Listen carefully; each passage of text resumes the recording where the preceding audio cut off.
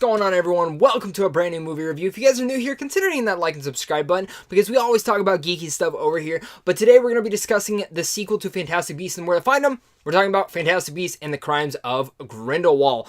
Now, this wasn't one of my most anticipated films of the year. One of those being that I'm kind of a muggle when it comes to the Potterverse. I like the films. I actually enjoy a lot of the Harry Potter films, but none of them are in the echelons of one of my favorite films of all time. And the first Fantastic Beasts was a little underwhelming for me. I thought the film was fine. I thought it had some fun moments, but I've never felt myself wanting to delve back into that film, just like I feel like with the other Harry Potter movies. But Crimes of Grindelwald, I wanted it to exceed that. I wanted to get up that hill and go above and beyond. And coming from a muggle, that's being me, and me not being the biggest fan of the original Fantastic Beasts, and also seeing that this film currently has like a 54% on Rotten Tomatoes, I went in with some tempered expectations. But I'm going to say this.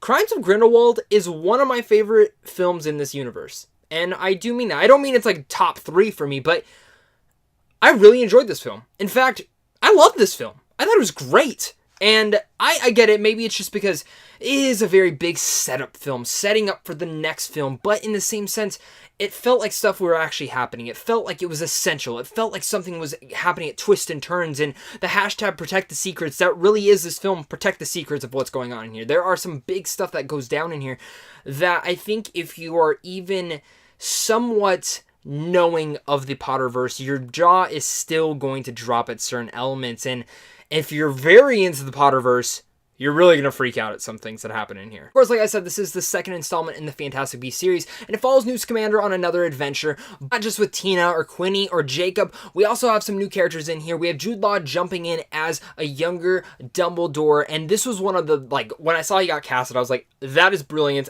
I love that. Let's see it. And Jude gives one of the best performances in the film. I wanted actually a bit more of him, but they set up something so intriguing about him that by the end of the film, I was like, I cannot wait for the next one. Let's get to it. And then going to, which might be a little bit controversial for I know a lot of people who did not want Johnny Depp in here playing Grindelwald. A lot of people just wanted Colin Farrell to play him, which I find a little bit weird that they just didn't make Grindelwald Colin Farrell. But besides the point, how did Johnny Depp do? I thought he was one of the best parts of the film. That's being personally honest. And I thought he was great as Grindelwald. I didn't see Johnny Depp, I saw Grindelwald. And all the characters do. I just see Eddie Redmayne. I see Newt Scamander. He becomes that character. And in this film, and in the first one, I wasn't really on board with Newt Scamander. In this one, I found myself getting more on board with him, liking his character, enjoying him more. Same goes to Quinny, who I thought was very underrated in the first one. Enjoyed her a little bit more. Tina, absolutely loved her progressive in here, and there's one moment in between her and Newt that I just fell in love with. And then going to Dan Fogler's character Jacob, he's a great addition as well. He brings those comedic beats that really do work, and I think he even landed more jokes within this film.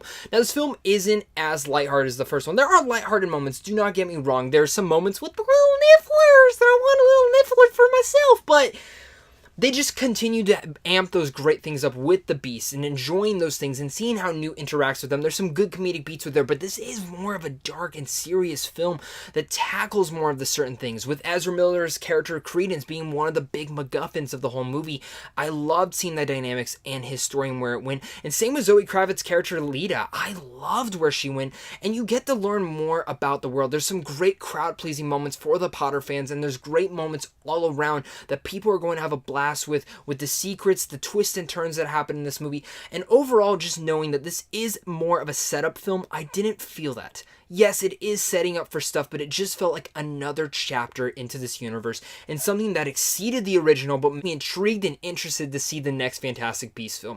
I will say, it's not a perfect film.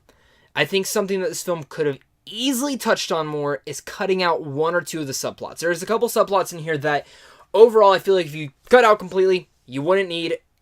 Again, maybe down the road, when all the chapters are filled out, it will make more sense for certain things. But again, in this film, it didn't make sense, and I feel like some of the subplots, it's like, okay, yeah, you could cut that character out, and it would have made for a more flowing and smoother type of movie. Again, the film has a lot of exposition. J.K. Rowling writes the script. Sometimes you can feel that, but there's not one point in time where I checked my phone to see what time it was. The film flew by in its 2 hours and 15 minutes. Personally, for me, coming from a muggle who really isn't loved into the Potter universe and doesn't know everything, I still enjoyed it, and in fact, I might even love this film. And just so everyone knows, I brought one of my best friends who is a big Potter fan, and she loved it as well. So take that as what you will. I'm curious to hear your guys' thoughts on this film. So with all that said, I'm going to give Fantastic Beasts and the Crimes of Grindelwald a B+. Tell me, guys, what are you guys' thoughts on the Crimes of Grindelwald? Are you excited for it? What was your favorite moment? Let's talk about it down below in the comments. And also, guys, stay tuned because later this week on Friday morning or Friday afternoon, I'm going to be posting a Harry Potter ranking. I've never done this before, but I'm going to be talking about all the Harry Potter movies with Crimes of Grindelwald and Fantastic Beasts. We're going to be talking about both those films in that ranking. So let's talk about it down below in the comments. Can't wait to hear you guys, and hopefully you guys make it there. Thank you guys again so much for watching. If you guys again are new here and you guys want to check out some movies early, maybe like Creed 2, check out Sandwich on Films also down below, because right down there we're giving out movie screens, movie tickets, checking out some movie news, and also some movie reviews over there. But guys, of course, until next time, hit that like and subscribe button, and stay classy.